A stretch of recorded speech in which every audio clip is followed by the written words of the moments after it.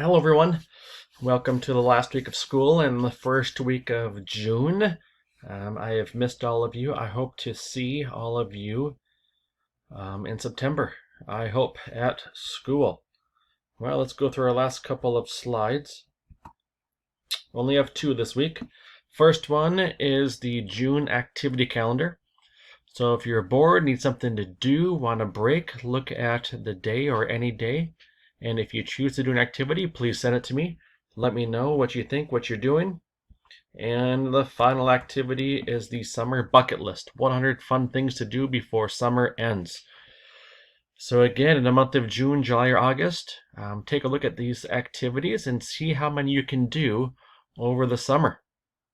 And if you do any of these activities, please send it to me.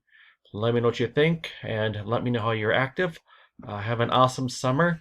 Hope to see you in the fall. Bye.